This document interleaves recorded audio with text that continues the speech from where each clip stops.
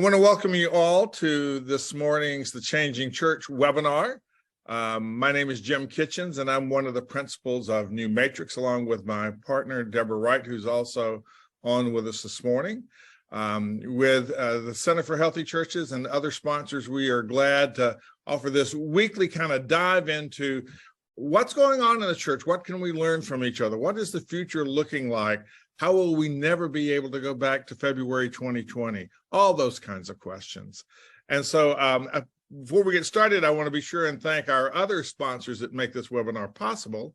The Church Network, Truett Theological Seminary, the Baptist News Global folks, Presbyterian Foundation, Gardner Webb Divinity School, the Mensch Center at Belmont University in Nashville, and the Lake Institute on Faith and Giving. Today, I'm really looking forward to this webinar, especially because of the first question I'm going to ask Kenda. This is the third webinar in our series on future forward ministries. I mean, we all know we're not anywhere near that new normal yet, and yet we've got to be saying, what is God inviting us to do? Where is the Spirit nudging us? What should we try? And so we've been talking with people who are already experimenting with creative approaches to ministry while we wait for that new normal to arrive. And our presenter today is the Reverend Dr. Kenda Creasy Dean. Kenda is an ordained United Methodist pastor and the Mary Synnott Professor of Youth, Church, and Culture at Princeton Theological Seminary. It's got to be one of the longer ones, Kenda. Yeah, I know. In addition to teaching in practical theology, education, and formation, Kenda also works closely with Princeton's Institute for Youth Ministry and the Farminary, which is a project at the seminary that integrates theological education with small-scale regenerative agriculture. She's written a lot of books on youth, church, and culture.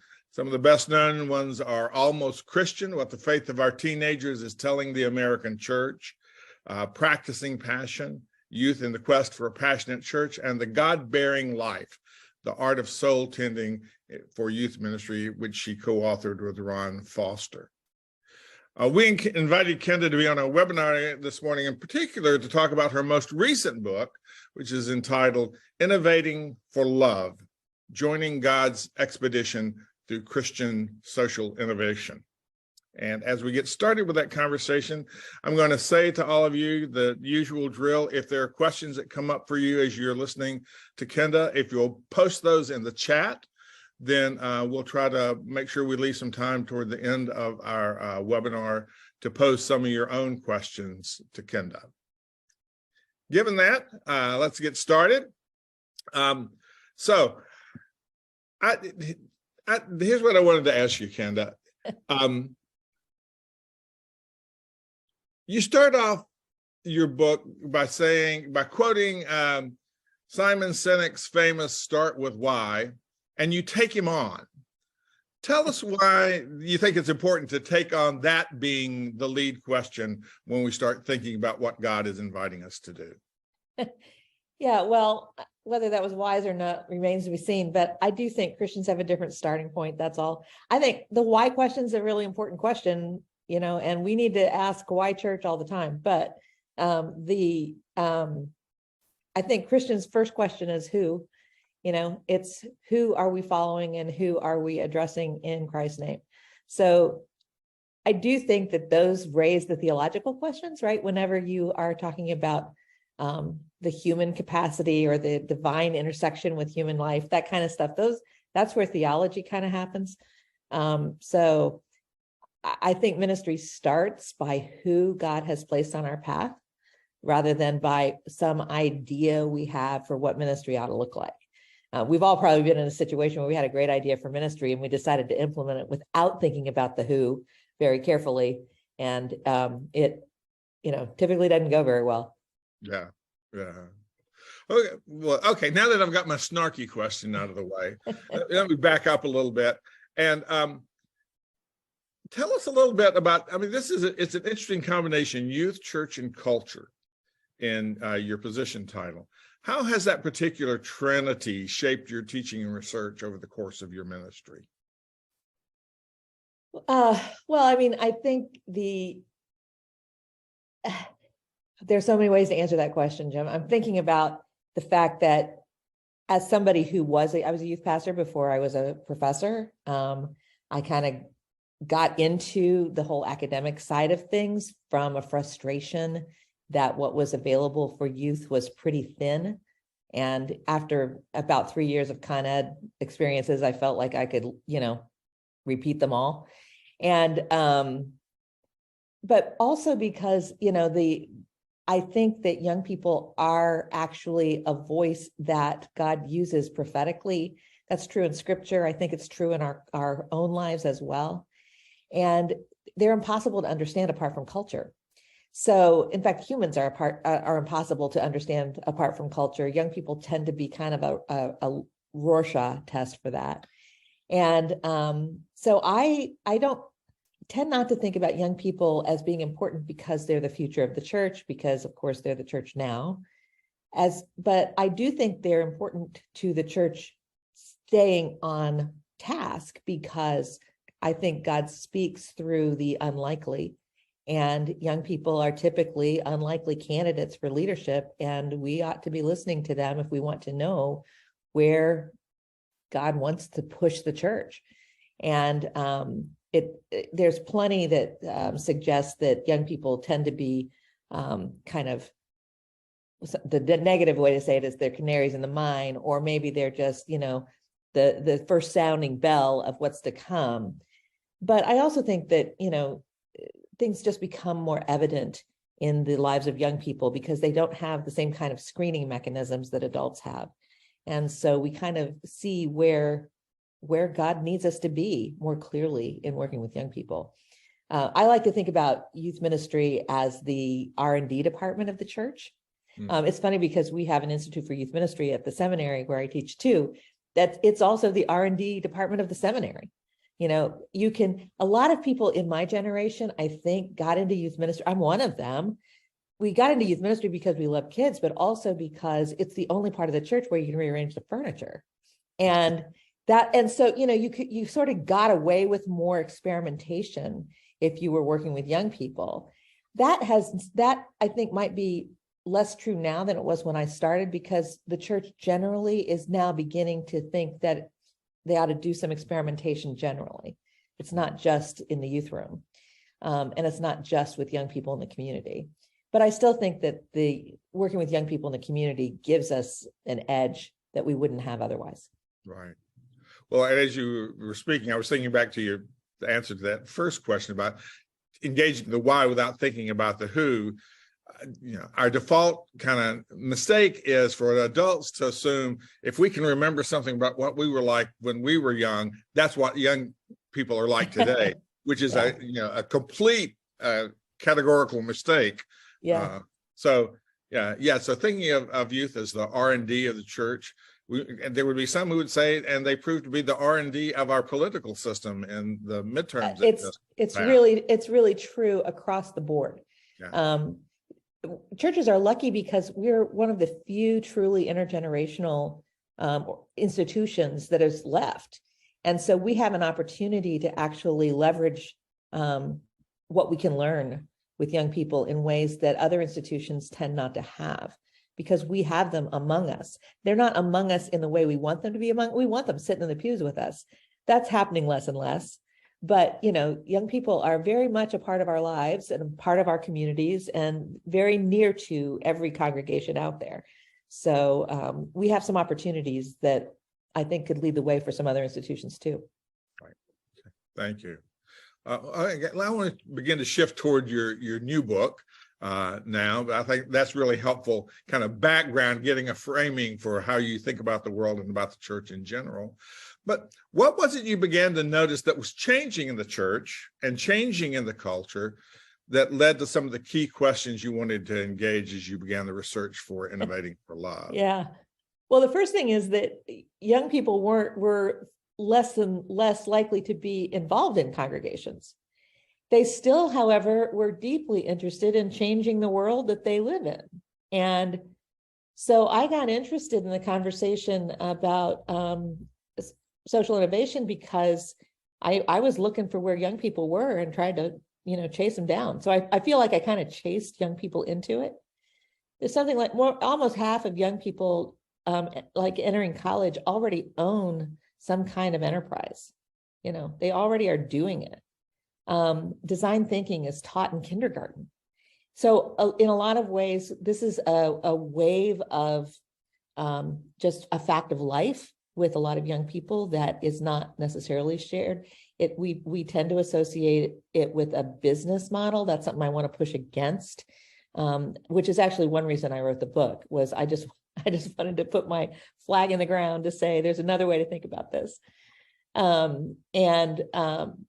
Yeah. So anyway, I think that the fact that this is where young people were finding things that churches like to think we can offer young people. We want to say that we are communities where meaning and belonging and purpose are something young people would find, like by being part of a congregation, but fewer and fewer young people will say that that's true.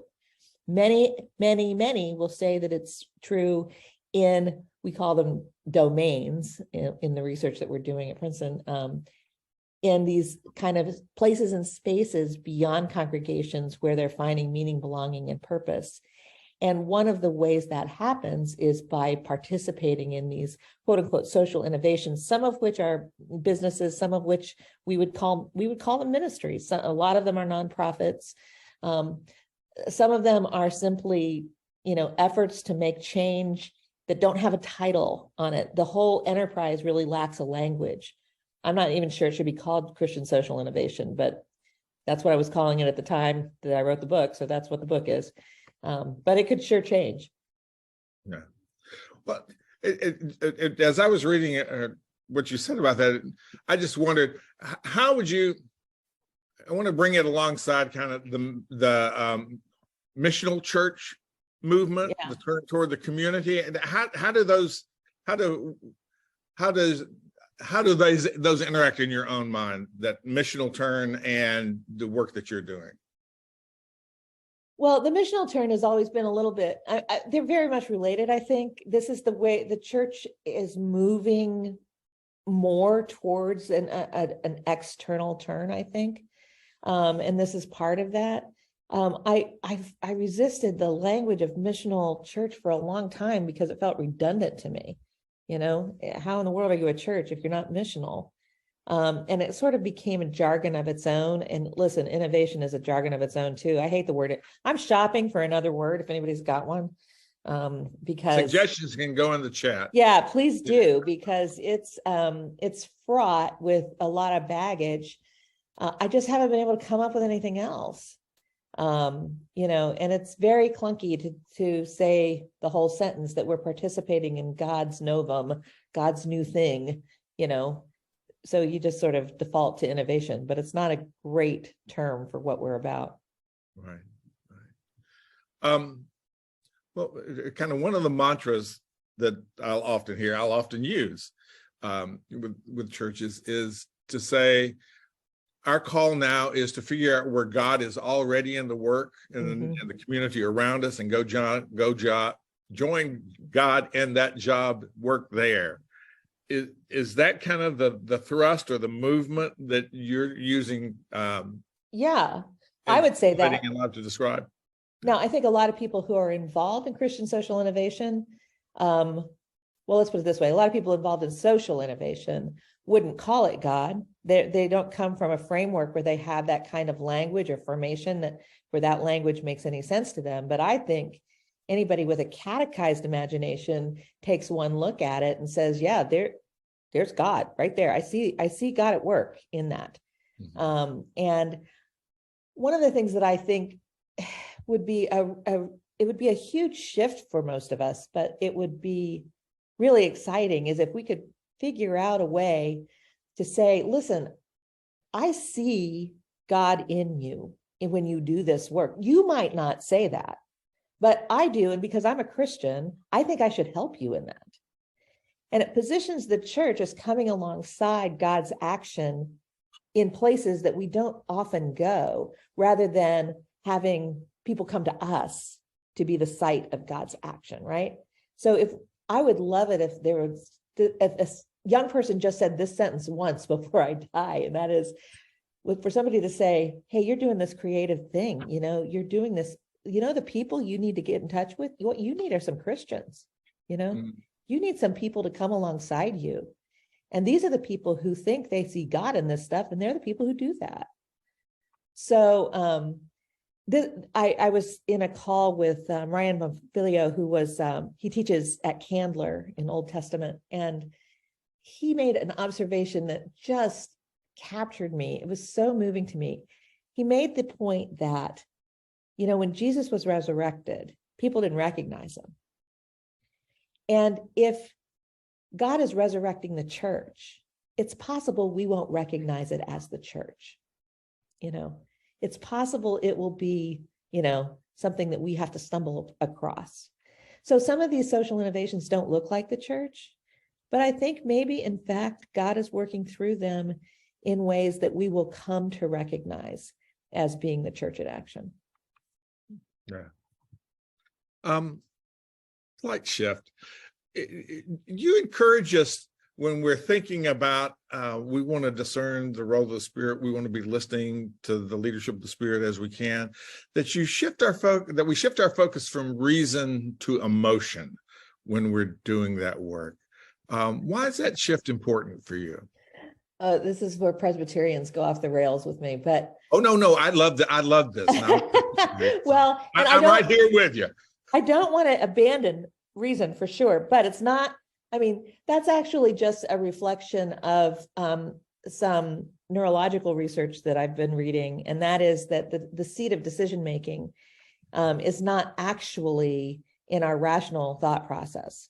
It's actually in our emotional processes, and then we justify it rationally. And that rings true to me for a number of reasons. We tend to make decisions that make us feel like we feel good about the decision, or we feel right or justified about it in some way. But we are starting with something that sits right in our stomach. And then we are justifying that in our brain. Now that has all sorts of, problems that are associated with it, including the fact that your stomach's not a very reliable indicator of what's good or bad. But it's a reality in terms of the way people think that I think we need to acknowledge, and then bring our best, honestly assess how decisions get made, and do the best we can with that, and then bring our best thinking alongside of that to assess that. Yeah. I always think of, and I can't remember his name, the author of The Irrational Mind, who has that image of our rationality is a rider sitting on top of our emotions, which is an elephant. An elephant. Sometimes right. you can nudge the elephant one way or the other, but a lot of times the elephant's just going to go, and you better hang on. That always has been a good visual for me when I'm thinking about how I do those things. You talk about when the church asks itself the question, how can we become a better church? They're asking the wrong question. And that you prefer we would ask the question, are we the people Christ calls us to be? Tell us why that's a better question. Well, I think what I was trying to get at with that is that we, for better or worse, we have come to associate church with a particular form and, institutional kinds of trappings that, as you know, I'm a Methodist. You might have heard we're in a little bit of a tough spot right now as Methodists. And a lot of that comes from the fact that we are really trying to protect the form of our faith, And it's a way of asking the who question again, right? Are we the people Christ calls us to be? Of course, Christ calls us to be the body of Christ. But the body of Christ takes multiple kinds of shapes. And it's not just this one thing that we've become accustomed to and go to all measures to try to preserve. The truth is, if God's in the resurrection business, then, we should not fear losing the form of how we practice our faith. And if we are keeping the who question in front of us, then, the form of our faith follows that as opposed to the other way around. So I think what I really want to just say is let's stop trying to fix church and let's start trying to think about what it looks like to follow Christ and let the form evolve from that. And it might look very different than it has. I'm not saying we need to get rid of congregations. Might not recognize it when they walked in the room. They might not. And, I think that's a risk that we can take because, if Christ is in charge of the church, we probably don't need to be. Right. Yes. Good advice. Good advice. No, I was thinking when the Center for Healthy Churches, when all of our consultants were gathered and we were trying to answer the question, because people kept asking us, well, what the heck do you mean by a healthy church? And we started out by saying a healthy church is a community of Christians and da. And we went back and we talked about that more, and we ended up deciding to change that to we are a community. The church is a community of Jesus followers. Yeah. And some of that had to do with all the negativity that's associated with the word church in the culture, but it was also our internal realization, understanding that, we had to be willing to follow in the way of Jesus wherever it led us, even if it led us out the door of the church. No, I love the idea. I mean, the tradition of acolytes in worship is leading the faithful out into the world, following the light of Christ out into the world. And in some ways, I think we're in that following the light into the world in a really big way right now. Right. Yeah. Major shift going on in the life of the church. Well, tell us, because we've got a bunch of pastors on here.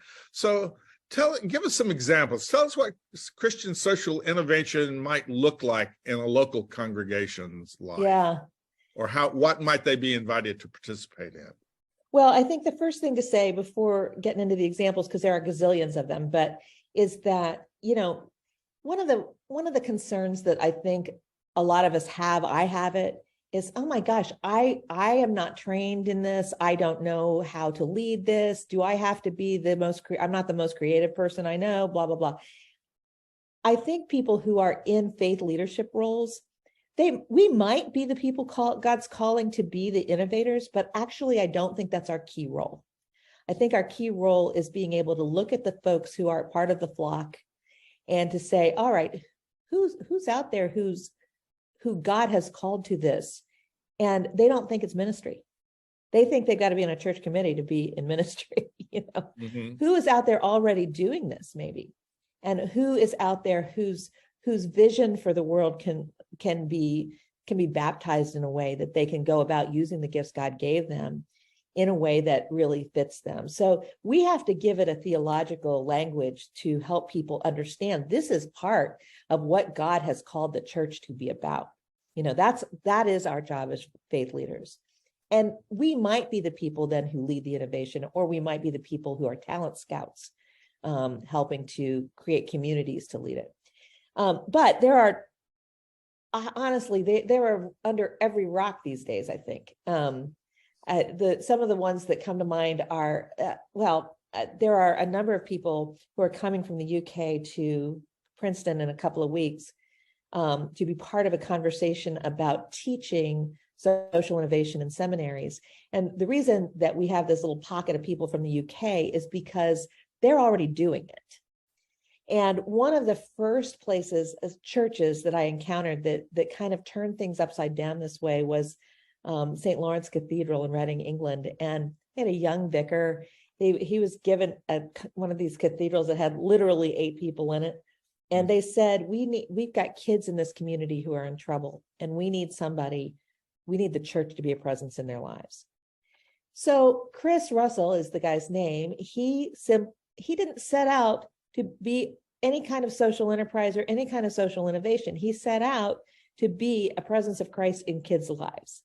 And so they did all sorts of things. They took out all of the pews. They put in, a whole different kind of infrastructure inside the church. They basically reoriented everything in the congregation to serve young people first.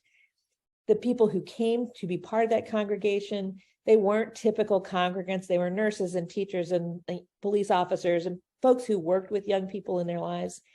He simply took the model of the church that he was handed, turned it upside down so that young people, who are typically the last people on your mind when you're starting a church, became the first people. And all of these other changes followed in its wake. It's still in an 11th century cathedral, it still has worship on Sunday mornings, but the way young people know about St. Lawrence Cathedral is because there is this organization that young people are part of in their community, and they are getting healthy by being part of that organization in various ways. And then one of the ministries that I love is by a guy, Jeff. I don't know if you were in school at the same time as Matt Overton or not, but he's a former student of mine. Anyway, he's a youth pastor in Columbia, Washington.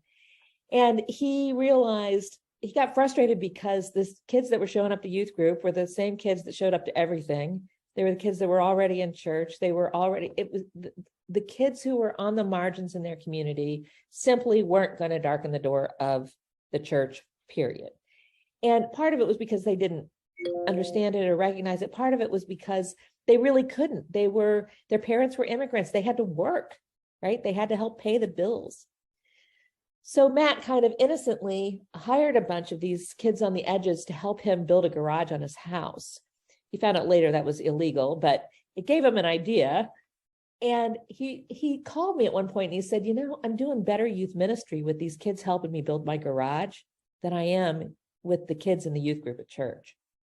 Anyway, the long and the short of it is, out of that experience and conviction, he created an organization that basically is a mentoring organization that hires kids to do lawn care. They've got lots of different variations. There are some that they hire kids to do lawn care who, for example, during the summer, teachers will work alongside them. They have life conversations and faith conversations in the process of doing work for which they get paid, and they are learning life skills as well as faith through these mentor relationships that they develop. One of my students today is a product of that ministry. And it was the mentoring she received. Yes, she was working as she was doing this. It looks like a jobs ministry, but it's not. It's really a mentoring ministry.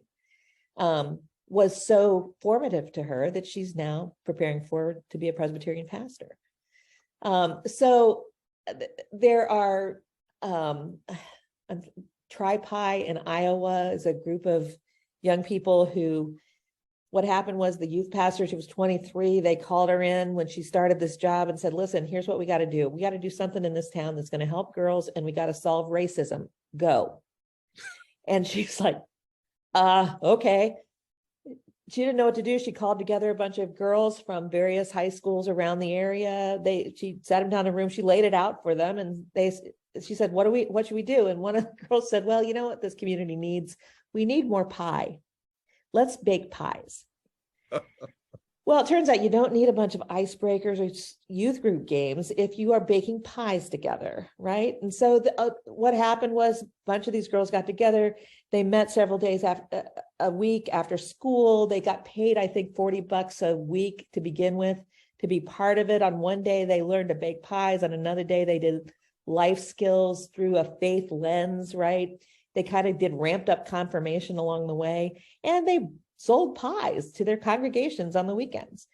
Now they have a brick and mortar store and a food truck in this little town. And it is a full-blown mentoring job. They don't say job, they say life skills, but it is a fusion of life skills with faith. Interestingly, other people see both Tri-Pi and the Columbia Future Forge, which is Matt Overton's ministry, who are not part of the church.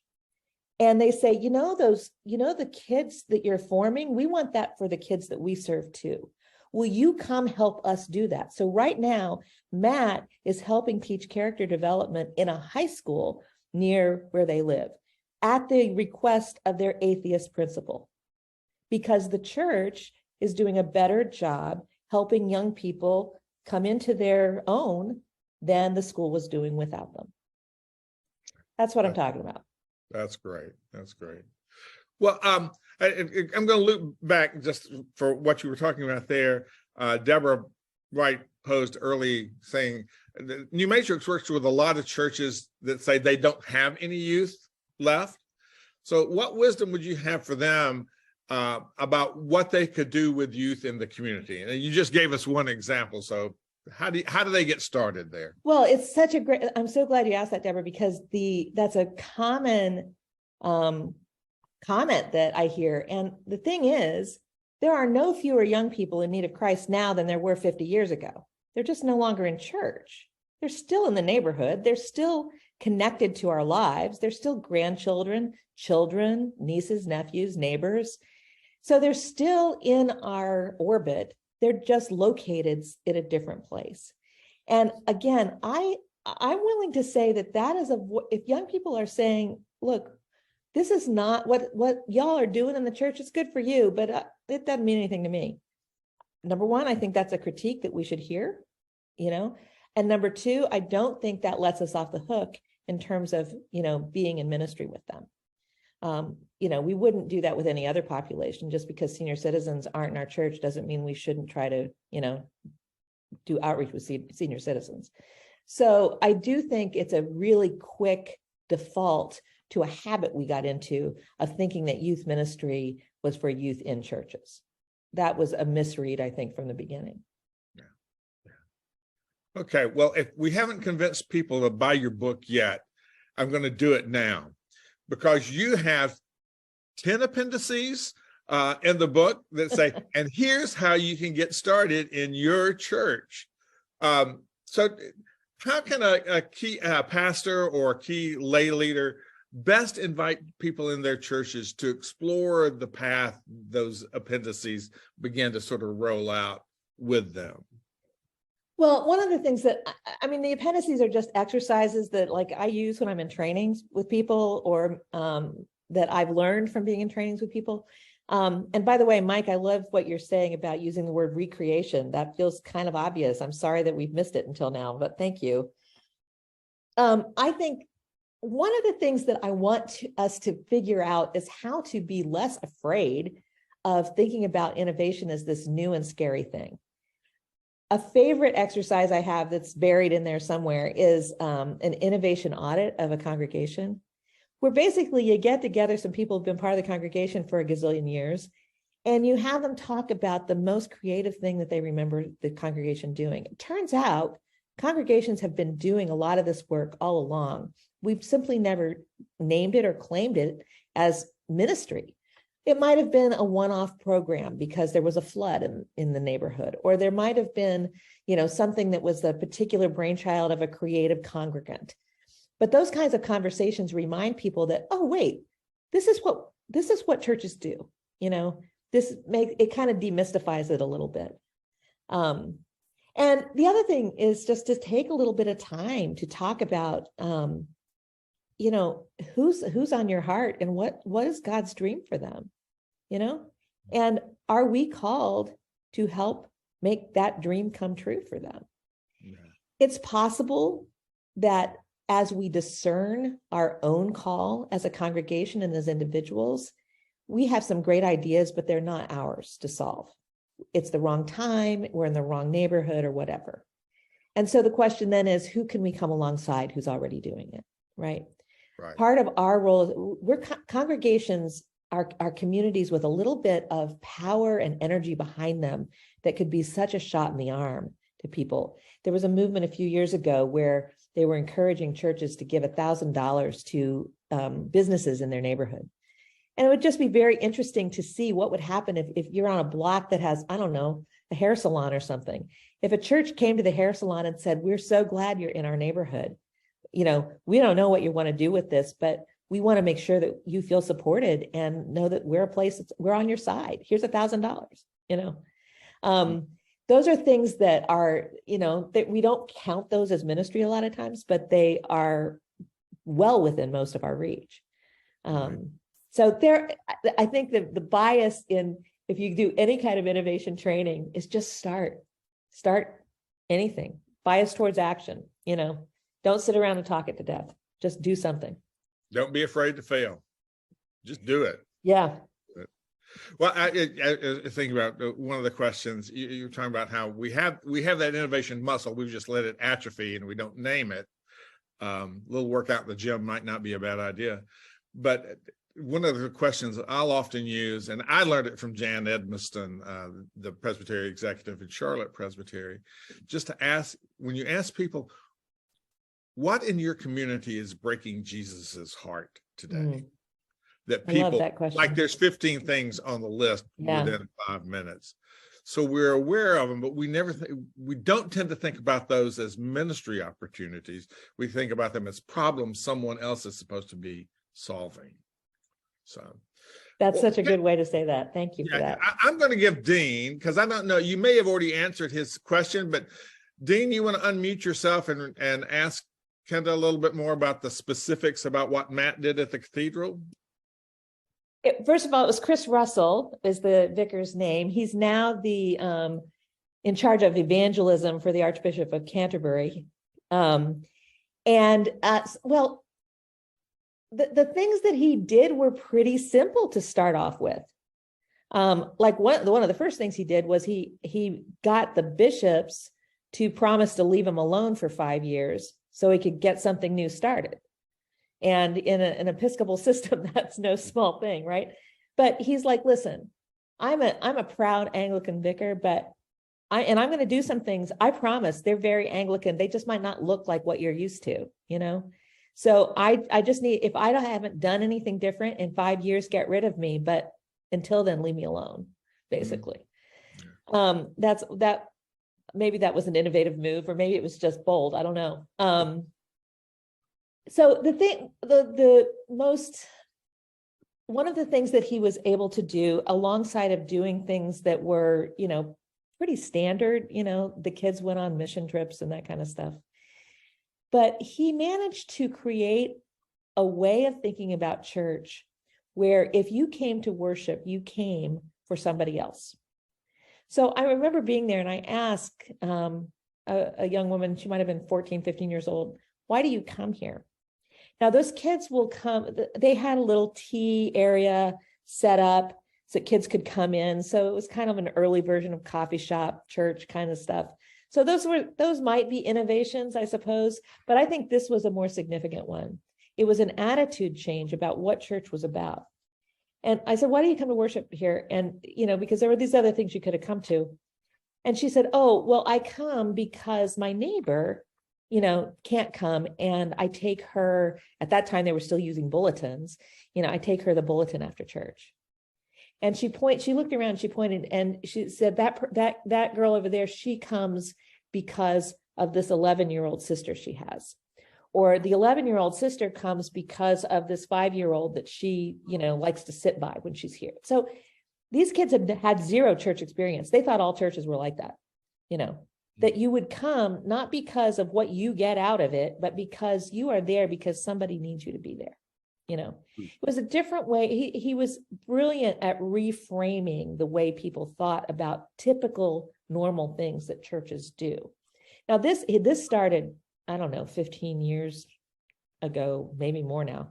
And of course, since then, social innovation looks a lot more like the little coffee bar that they had set up, but they looked at that kind of as, that's just hospitality. Of course we would do that. It doesn't look like what other churches do, but other churches aren't serving kids. They started with who? What is it that these young people need? They need a safe place that they can gather and converse and chat with one another. So we'll set this up. And so that's one. I'm trying to think now of some of the other things that they did. Let me see if Dean had a particular question he wanted to ask. I think he's unmuted now. Dean, was there a particular question you wanted to ask Kenda? No, I just love to hear the examples. I was thinking about one of the ones a couple of weeks ago where they went to the small town. They went to talk to the mayor, and the mayor was complaining about not having a dog park. You remember that? And and so they said, well, we got some property. Let's do a dog. I would never have thought of a dog park, but that's the kind of things that those are the kind of things that spur other ideas. Right. They prime the pump. Yeah. Yeah, exactly. So that's the more of That's those, such a good one. Yeah. more of those, the better. Yeah, that I try, there's so many of them now. I tried to put a bunch of them in the book, just the ones that are, inspiring to me. And of course, as soon as you put something in print, then you hear 20 other things that you wish you had put in there. And, but we don't have to look very far to find some great examples. If you guys don't subscribe to Faith and Leadership yet, they often profile ministries like this. And so I've learned about a lot of ministries through that. There's this one guy in North Carolina, Jeff, I don't know how far this is from you. I can't remember the name of this little tiny town. He's a young United Methodist pastor, and he got put in this, what they do with young United Methodist pastors, put him in the middle of nowhere, little tiny church. And anyway, they wound up raising hogs. Somebody gave them some land, and they said, here's some hogs. And I guess one person gave them land, somebody gave them hogs, and they said, go. Anyway, the long and the short of it is they have a pig farm, and they make sausage, and they provide it to local restaurants, and they have the oddest assortment of people who gather at that farm and they do worship there with people who have zero interest in church at all. And yet this is their faith community. They probably call it a hog farm. I think I can't remember the name of the farm, but anyway, they, yes, he goes to worship at a little tiny church a few miles down the road, but where church is really popping is on the pig farm. Like, I guess if you Googled United Methodist Church hog farm, there wouldn't be that many choices that would pop up. So maybe you'd find this guy in North Carolina. That one is an example that's in the book. So that one I could track down if I needed to. Thank you, Kenda. This has been marvelous. Just to hear how you're thinking about how the church can become involved in the community and how we do that, and kind of what are the deeper pieces of that move that we all sense we need to do, but you've given us permission and encouragement and a few examples to follow. So I really want to thank you for your time with us today. It's been great. And it's so good to see you guys. Yeah. We'll do it another time. Well, we're going to take a Thanksgiving break. So this is the last webinar for November, and we'll have 2 in December before we wrap up the year. On December 1st, and we've done this a couple of times, we're going to have a panel to talk about what have we learned during 2020, just that kind of open-ended question. And then the following week, we'll have a panel that says, what do you think lies just around the corner in 2023? So we hope you'll join us for those panels, and then we'll be done for the year. So Kenda, thanks again from all of us for your leadership today. Everybody have a great Thanksgiving, and we'll see you in December.